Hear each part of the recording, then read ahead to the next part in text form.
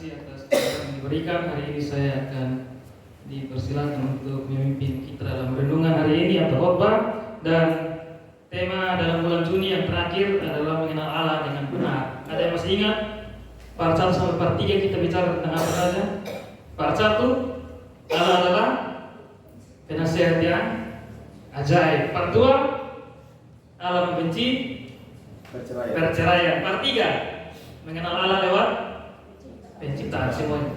Puji nama Tuhan, tepuk tangan. Dan hari ini saya pilihkan film buat kita semua dari kitab Mazmur. Kita akan belajar sama-sama mengenal Allah lewat pertolongannya. Ya. Mazmur 121. Semua ayat ada di LCD. Kita akan baca secara berbalas-balasan. Saudara yang warna putih, saya yang warna kuning. Karena Mazmur itu dicetak, ada yang keluar, ada yang ke dalam. Ya. Itu tujuannya dibaca secara berbalas-balasan. Ya, jadi saya akan membaca ayat yang berwarna kuning dan saudara akan membaca ayat yang berwarna putih atau yang tercetak ke dalam. Mazmur 121 ayat 1 sampai ke 8. Lembaga Alkitab Indonesia memberi perikop Tuhan penjaga Israel, nyanyian ziarah. Aku melayangkan mataku ke gunung-gunung.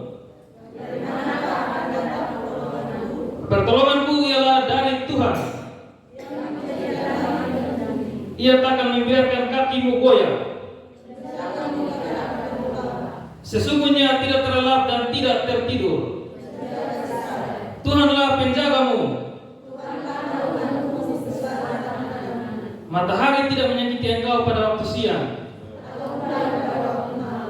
Tuhan akan menjaga engkau terhadap segala kecelakaan. Ia akan menjaga nyawamu. Tuhan akan menjaga keluar masukmu dari sekarang sampai. Amin. Berikan kemuliaan pada Tuhan.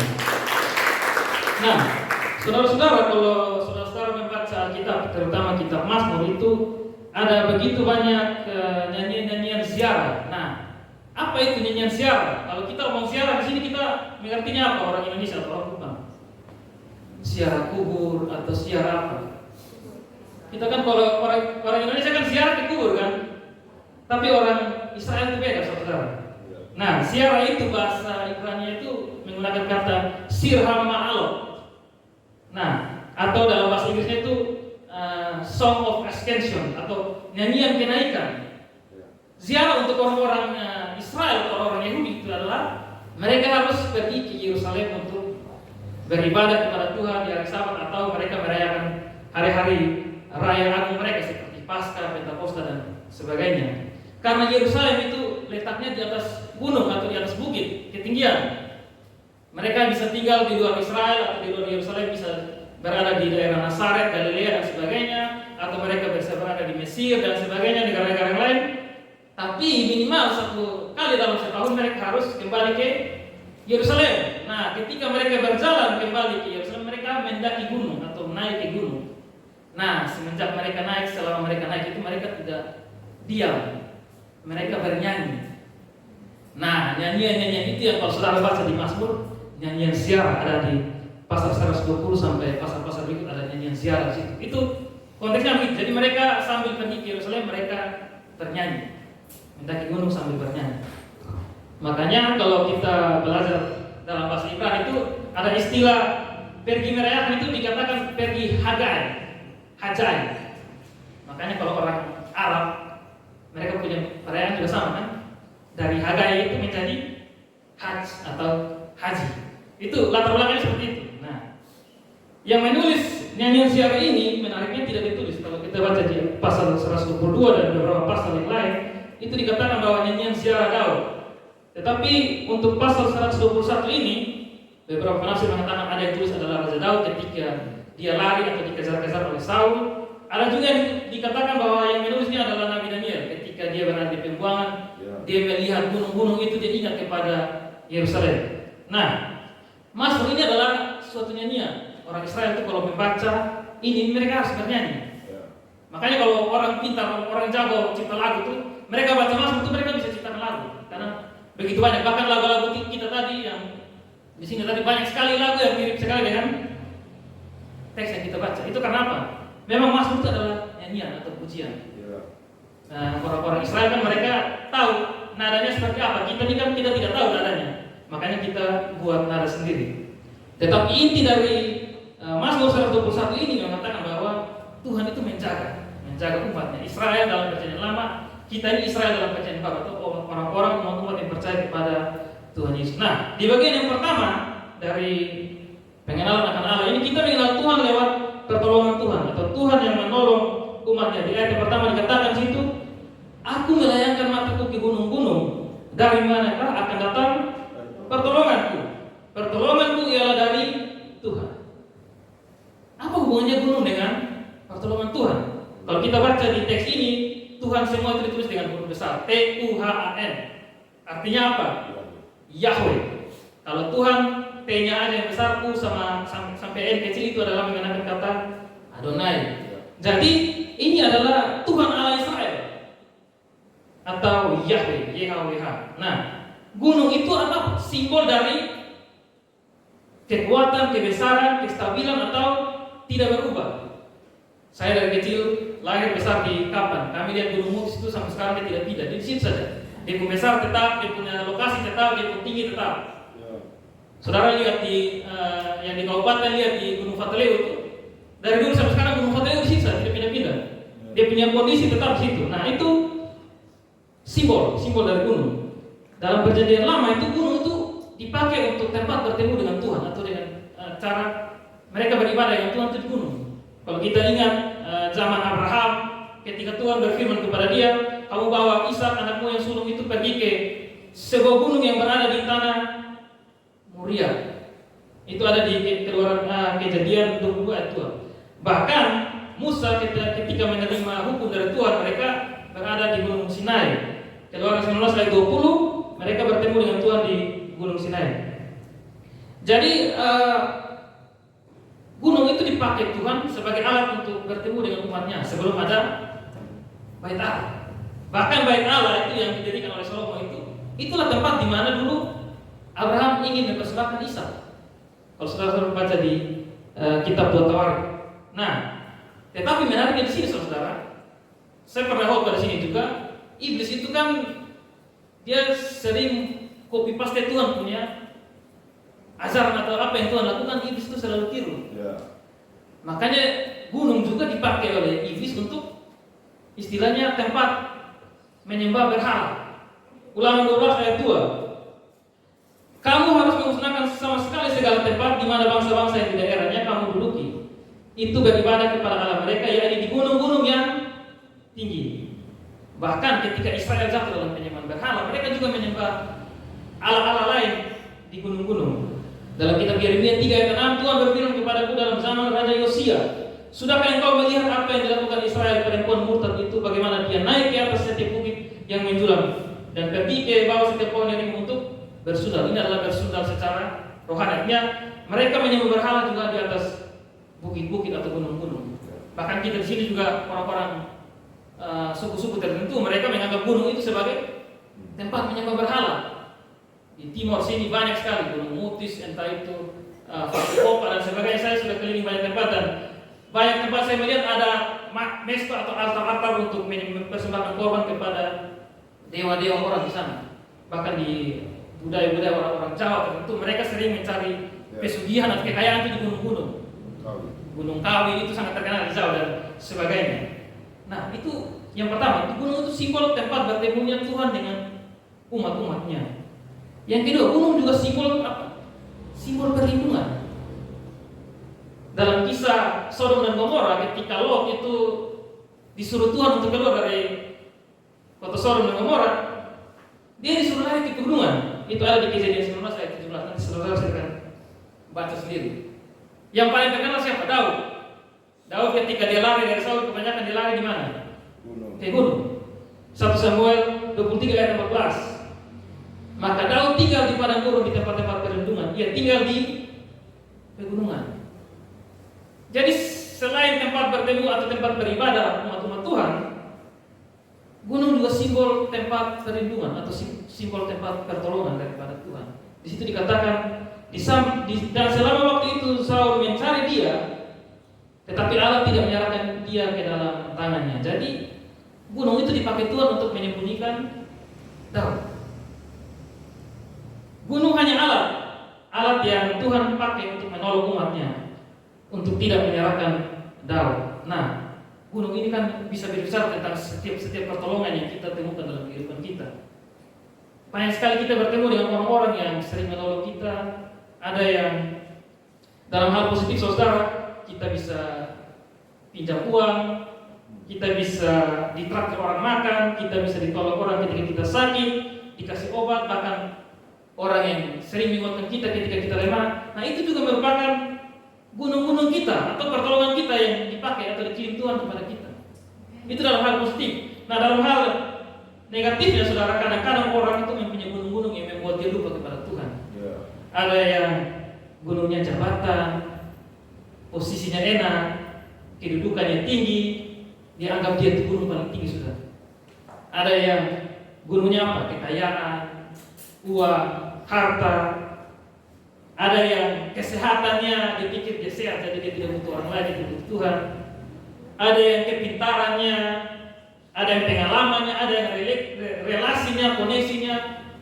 Dia kenal banyak orang dalam, jadi dia bisa berbuat sesuka hati.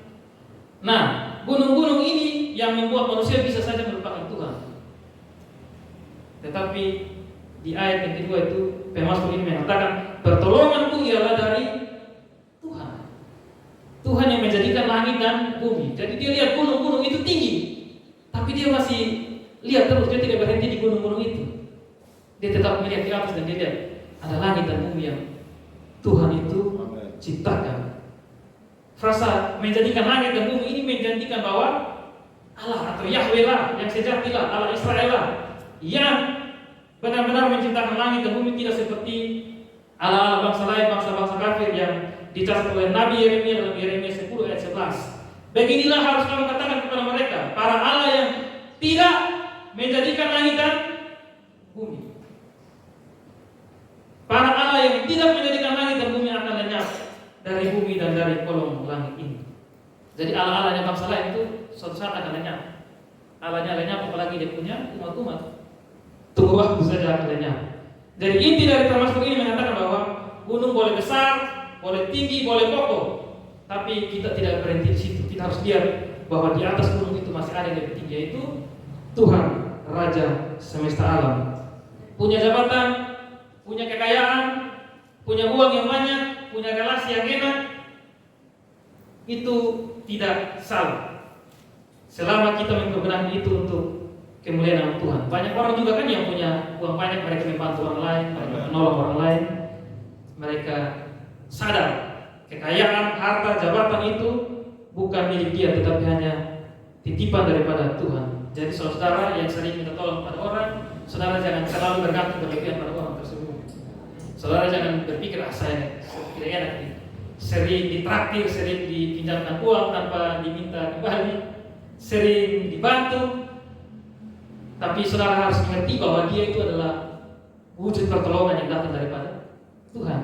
Saudara juga yang sering bantu orang, sering tolong orang, sering kasih pinjam orang uang, saudara jangan bangga dan sombong dan pukul diri bahwa saya ini paling hebat. Bukan.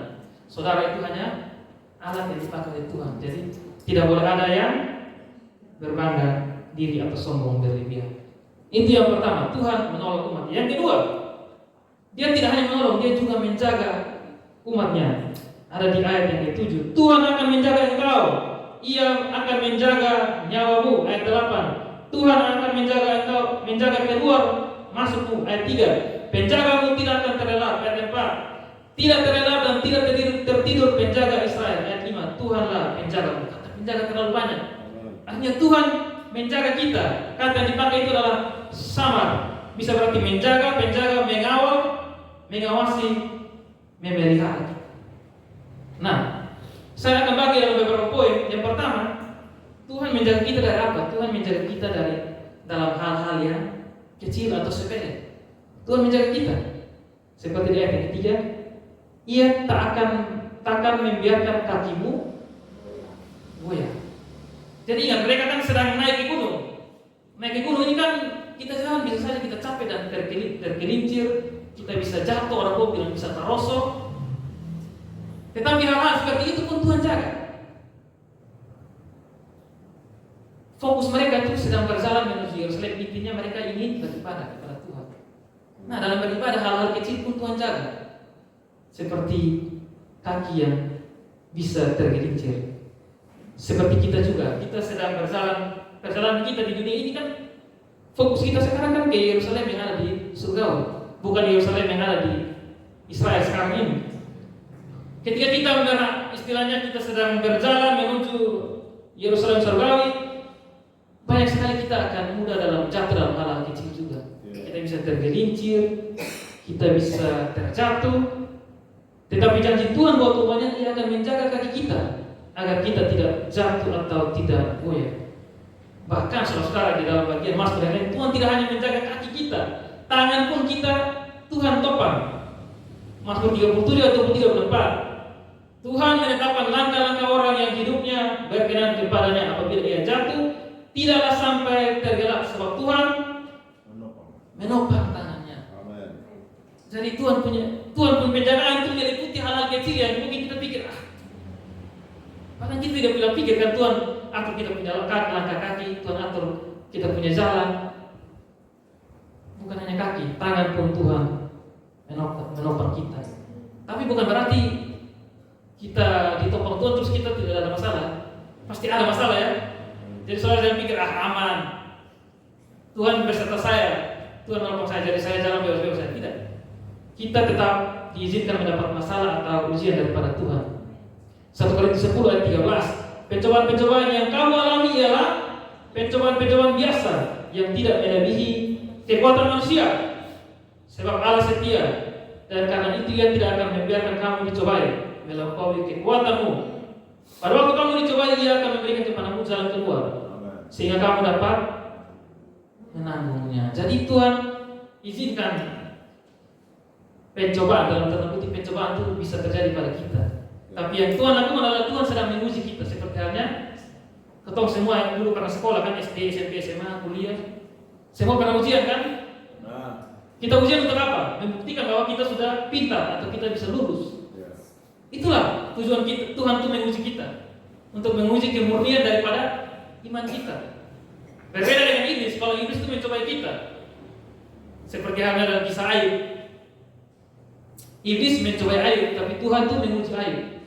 Pencobaan iblis ingin apa? Bertujuan untuk apa? Menjatuhkan Ayub, untuk merendahkan Ayub. Tapi Tuhan ingin menguji Ayub, tujuannya untuk apa? Membuktikan bahwa Ayub ini adalah orang yang saleh, orang yang benar, anak Tuhan.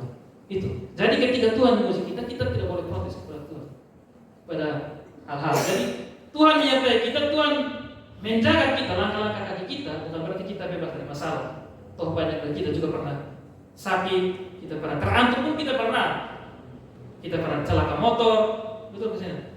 Mama ini 2 minggu lalu celaka motor. Apakah Tuhan tidak menyertai dia? Tuhan menyertai dong. Tapi Tuhan izinkan. Mungkin ada hal-hal tertentu yang kita lupa sehingga Tuhan lewat kecelakaan itu Tuhan kasih ingat kita. Oh, kamu harus ingat ini. Bapak Gembala juga dulu kan sering cerita kan kecelakaan di jalan tol. Kita masih bisa ada masalah atau cobaan, tetapi Tuhan juga memberikan kepada kita jalan keluar untuk kita dapat menanggungnya. Dalam hal apapun kita pasti akan dicobai oleh Tuhan. Makanya saudara jangan pernah iri kepada orang fasik. Saudara pikir mereka enak ya, mereka hidup tenang, mereka tidak ada masalah, mereka kaya raya. Tetapi dalam Mazmur 73 Tuhan mengatakan demikian, dalam Mazmur 73 tentang orang fasik 18-19. Sesungguhnya di tempat-tempat licin kau taruh mereka, kau jatuhkan mereka sehingga hancur. Artinya apa? Orang fasik posisi itu sudah di tempat licin. Tuhan tidak jaga dia lagi. Tuhan tidak topang dia punya kaki. Tinggal tunggu waktu dia akan jatuh. Bahkan kau jatuhkan mereka sehingga hancur. Betapa binasa mereka dalam sekejap mata, lenyap habis oleh karena kedahsyatan. Jadi saudara jangan pernah lihat orang fasik dan saudara iri kepada mereka. Tidak. Tuhan itu topang kita punya kaki, kita punya tangan, kita punya kehidupan. Jangan pernah iri dengan orang-orang yang tidak mengenal Tuhan. Dalam konteks gereja Tuhan juga, Tuhan masih menyertai kita. KPC sudah 8 tahun, sekarang jalan 9 tahun. Banyak sekali kan Tuhan menopang KPC, Tuhan menolong KPC.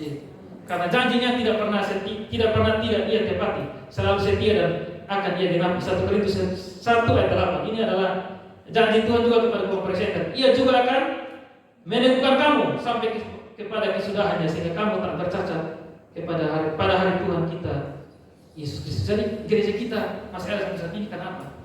Bukan karena bagian hebat, apalagi bukan karena saya atau jemaat semua di sini. Bukan karena donatur punya hebat, bukan. Tapi karena apa? Tuhan menopangnya. Itu pertama buat Tuhan Yesus kita. Tidak berhenti di kaki dan tangan kita saja. Tuhan juga menjaga kita ketika apa? Kita sedang tertidur. Ayat 3b. Penjagamu tidak akan terlelap. Sesungguhnya tidak terlelap dan tidak tertidur penjaga Israel. Saudara jangan pikir kita tidur itu hal sepele ya. Itu Tuhan perhatikan kita loh itu. Tuhan jaga kita selama kita tidur. Kasihan ya ke beberapa hari lalu dalam minggu ini. Hari Rabu Kamis itu. Bis tabrak di Bimoku ya, trek tabrak rumah orang dan seorang wanita muda, masih remaja kayaknya tapi muda. Iya kuliah. Mati di sana. Sementara dia tertidur. Itu makanya saudara kalau bangun pagi itu saudara bersyukur itu. Karena sepanjang malam saudara tidak tahu apa yang terjadi. 8 jam, 10 jam Tuhan kontrol kita dari atas. Bisa saja tembok rubuh, plafon rubuh. Saya pernah plafon rubuh di rumah. Lagi tidur di depan, karena hujan angin basah gipsum dia tidak kuat, plafon tipis saja. Tapi untung plafon gipsum jadi tidak sakit. Tapi kerja malam-malam apa? Sapu, gas keluarin baru malam-malam. Itu Tuhan jaga kita selama kita tidur. Makanya saudara sebelum tidur harus berdoa. Ini karena orang-orang Kristen sudah capek tidak mau berdoa lagi ya. Benar pesannya? Oh amin. Mama Saleh berdoa. Karena bilang, capek jadi berdoa sampai tidur sah.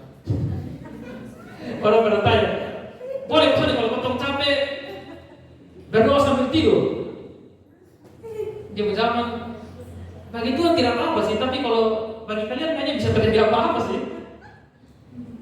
Karena saudara-saudara yang capek dan berdoa sambil tidur, jangan sampai saudara tidur terus. Aminnya besok pagi. Jadi apa? Doa malam, doa pagi digabung 1 kali dalam interval 8 jam. Jadi saudara kita harus mengucap syukur kepada Tuhan yang sudah menjaga kita pada waktu kita tertidur. Seorang penafsir mengatakan demikian. Dia mengatakan bagus sekali. Penjaga Israel, Yahweh tidak pernah terlelap. Karena penjagaku tidak pernah tertidur, maka aku bisa tidur dengan tenang. Seandainya penjagaku bisa tidur, aku yang tidak bisa tidur dengan tenang. Saudara di sini mungkin tidak ada kita yang punya satpam di rumah ya. Satpam atau penjaga ataupun anjing yang menjaga rumah kita. Itu mereka sejago-jagonya mereka, bahkan tentara sekalipun saudara. Mereka butuh apa? Tidur. Bahkan tentara-tentara atau ada yang dilatih bisa tidur sambil berdiri, sambil jaga pos 1 itu mereka bisa sambil tertidur itu. Tetapi Tuhan yang jaga kita tidak pernah tidur saudara. Karena dia tidak pernah tidur, dia akan awasi kita, dia akan jaga kita. Amin. Yang berikut, bentuk penjagaan Tuhan apa lagi? Tuhan menjaga kita siang dan malam. Ayat 5, Tuhanlah penjagamu, Tuhanlah naunganmu di sebelah tangan kananmu. Matahari tidak menyakiti engkau pada waktu siang atau bulan pada waktu. Artinya apa? Tuhan menjaga kita dalam setiap ancaman, setiap waktu. Dia jaga kita. Bukan hal-hal kecil saja, tapi setiap waktu, setiap ancaman yang bisa kena atau menimpa kita, Tuhan menjaga kita. Siang malam itu istilahnya Tuhan lihat kita sepanjang hari. Ini adalah refleksi atau gambaran bagaimana orang-orang Israel itu disertai Tuhan ketika mereka keluar dari tanah Mesir. Ketika siang Tuhan menopang atau menaungi mereka dengan tiang awan, malam hari Tuhan menopang mereka dengan tiang api. Seperti halnya naungan itu berbicara kepada kalau saudara teman-teman lihat ayam betina jaga dia punya anak-anak itu, dia buka dia punya sayap untuk menaungi anak-anaknya. Untuk apa? Mencegah dari ancaman. Entah itu tikus atau anjing yang mau terkam di anak-anak, ayam betina itu sudah siap untuk menaungi anak-anaknya. Seperti hal itu Mazmur 36 ayat 8, betapa berharganya kasih setiamu ya Allah, anak-anak manusia berlindung dalam naungan sayapmu. Jadi kita punya kehidupan ini Tuhan naungi. Kata siang dan malam itu kalau kita pikir kita punya suhu atau kita punya cuaca di Indonesia atau di Kota Kupang, mungkin kita tidak akan relate atau kita tidak mengerti. Tapi kalau matahari yang ada di Timur Tengah, di Israel, saudara, dia punya panas terik yang sangat luar biasa. Orang Kupang itu suhu baru 30, 31, 32, 33 sudah emosi, sudah ngamuk-ngamuk di mana-mana, sudah ngamuk-ngamuk di story. Apalagi kita terjebak macet lagi, wah itu tambah darah tinggi itu. Darah mendidih itu, suhu di luar panas, kita di dalam mendidih.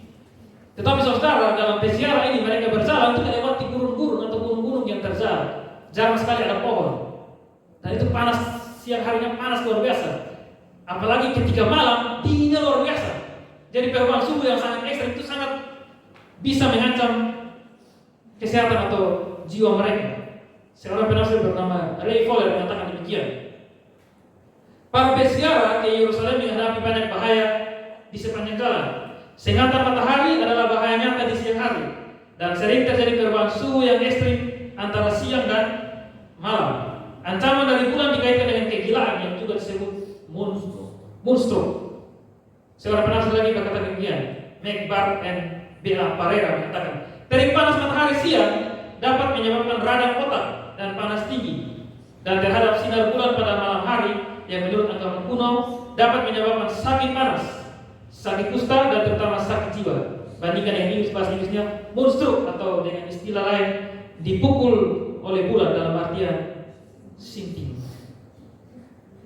Coba saudara jemur badan di luar, kalau 10 menit kuat masih bisa, tapi kayaknya kalau seharian saudara kena panas matahari, apalagi suhu seperti di Israel sana yang panas mendidih seperti itu, pasti banyak sekali penyakit yang ada.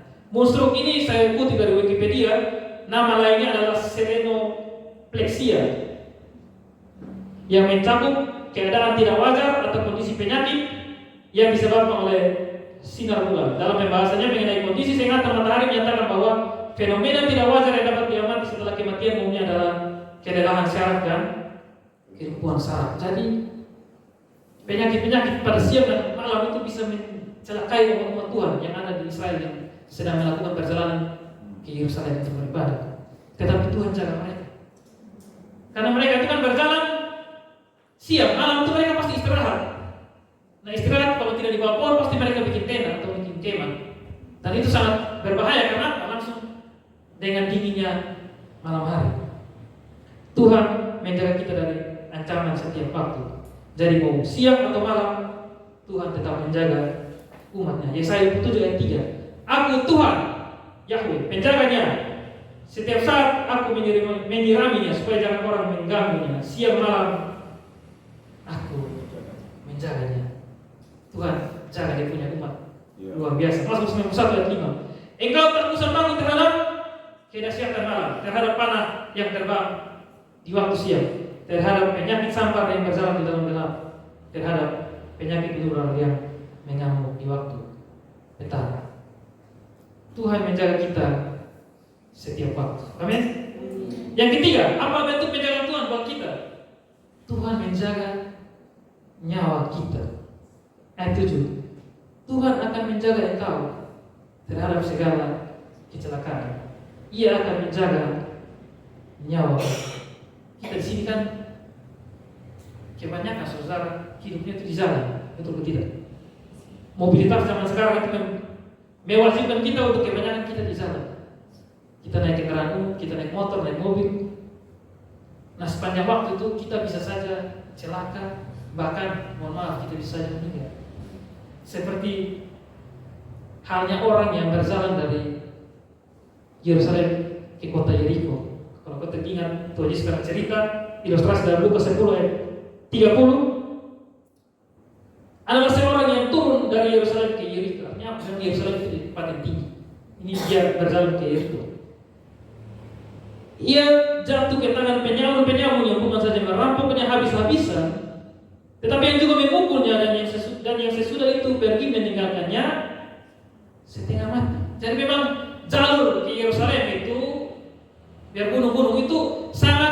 banyak penyamuk di sana, penjahat di sana bisa membunuh orang-orang yang lewat di sana. Makanya kalau kita baca di ayat yang selanjutnya itu, untung dia bertemu dengan seorang Samaria yang murah hati yang menolong dia.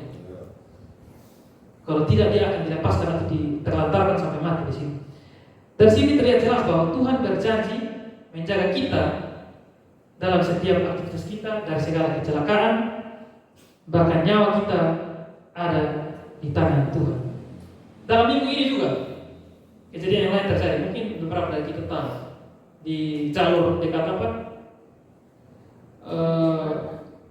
Ya, jembatan ya. Poltekkes Kebinanan itu, kalau kita dari Inaboi ambil jalur kanan itu, saya beberapa hari lalu lewat, mereka ada taruh batu besarnya, lilin pakai lilin di situ. Ternyata saudara ada seorang anak kecil, masih kecil kalau tidak salah. Dia tabrak trek ya, dengan kecepatan tinggi, mungkin dia tikung, mau gaya seperti mungkin dia pembalap, akhirnya menabrak trek. Bahkan katanya kepalanya itu pecah di dalam helm, saudara. Jadi ingat ya, kita mau pakai helm, kalau Tuhan tidak jaga kita, itu kita mati bisa kapan saja, saudara. Saya bukan menertawa atau mengejek kejadian itu, saudara. Artinya apa? Poinnya adalah kita ini selalu jaga Tuhan. Kemarin hari Jumat tuh saya pergi kawan nikahan di Solo jam 4 dan jam 10 harus kembali dari sana ke sini. Wih, turun-turun takar itu saya sudah ngantuk luar biasa. Wih, Tuhan jangan ini, jangan apa Ezekiel masih kecil ini. Ezekiel mau ulang tahun ini, karena saya sudah sangat mengantuk, saudara. Dan itu mungkin rasa mengantuk yang mungkin saya pernah alami sepanjang saya bawa motor. Kalau hari biasa itu mungkin saya sudah berhenti untuk tidur. Ya. Tapi karena posisinya sudah jam 10 malam, saya kalau berhenti sampai itu jam berapa ini? Sementara hari Sabtunya harus kemarin itu harus closing lagi, lembur lagi. Jadi saya berdoa di atas motor saja. Untuk apa? Menghilangkan ngantuk. Bernyanyi pujian kepada Tuhan untuk apa? Menghilangkan ngantuk. Tetapi puji Tuhan jaga saya sampai di rumah ini. Selamat. Sampai di rumah Naomi 1:30 kalau tidak salah. Tuhan pelihara kita tuh sepanjang waktu, sepanjang saat. Dari segala kecelakaan dan bahkan nyawa kita, lebih dari nyawa kita, roh, bukan jasmani saja, roh kita, rohani kita. Tuhan selamatkan kita. Bahkan Tuhan sudah jamin keselamatan rohani kita ketika kita mati dan naik ke surga. Yang terakhir, Tuhan menjaga kita. Tuhan menjaga keluar masuk kita.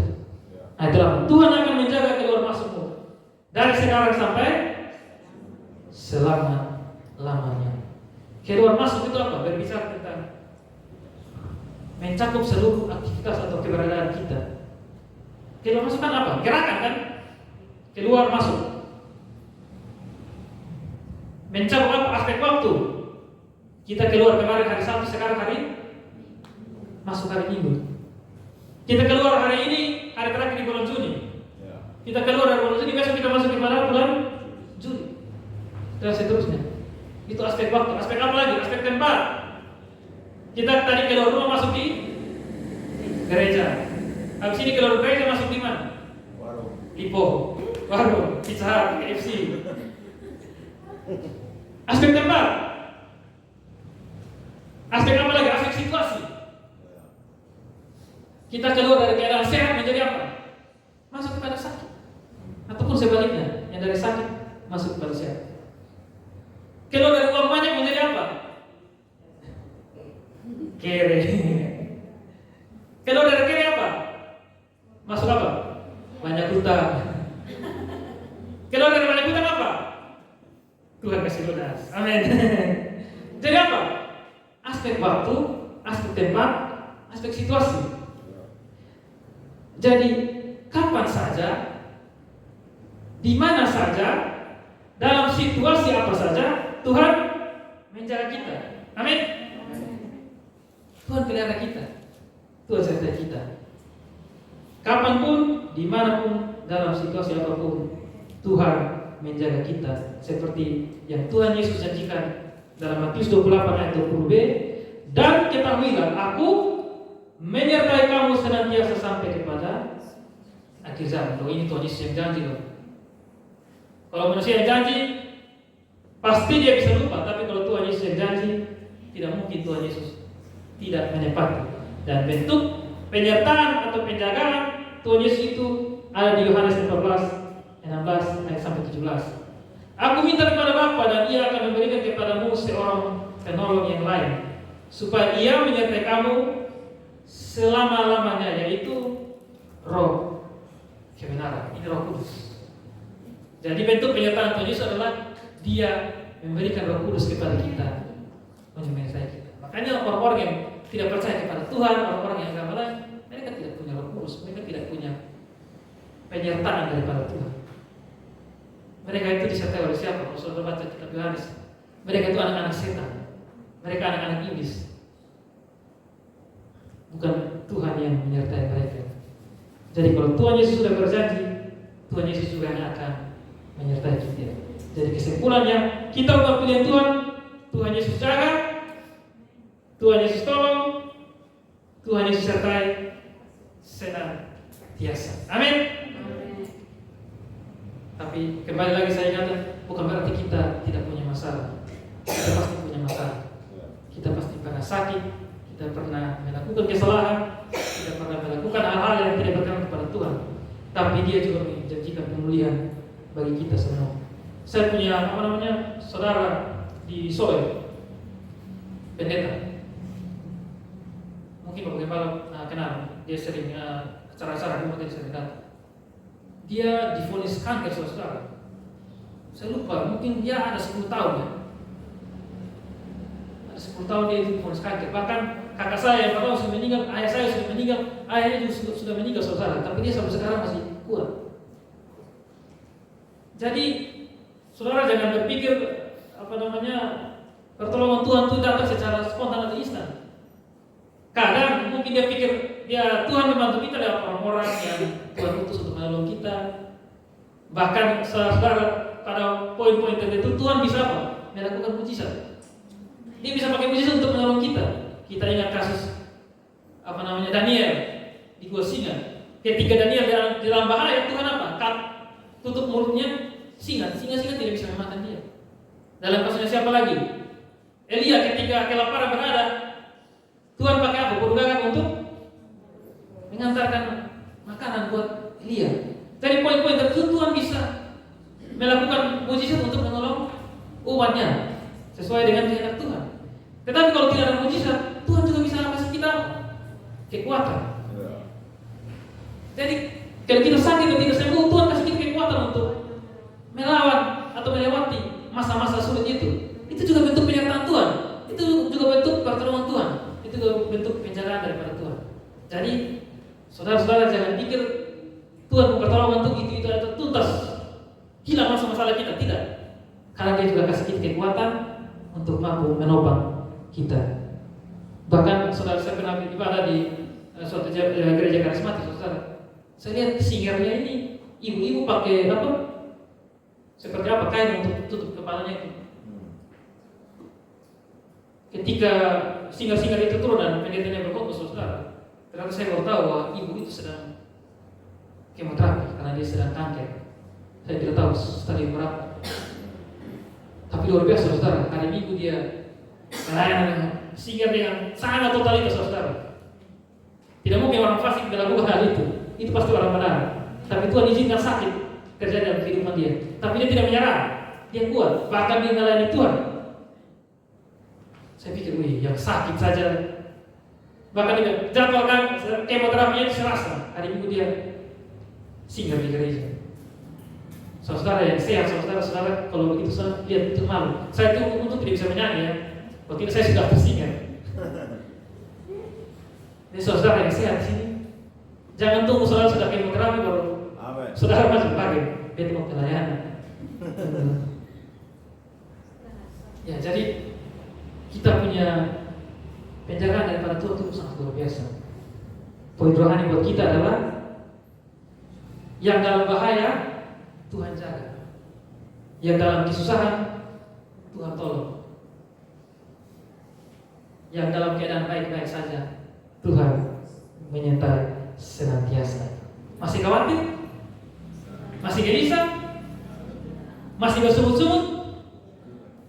Masih isi iri dengan orang fasik? Kalau saudara benar-benar mengerti penjagaan Tuhan, pertolongan Tuhan, penyertaan Tuhan, saudara akan bilang, terima kasih. Beta punya Tuhan yang sangat sayang beta, sangat luar biasa menjaga kita semua.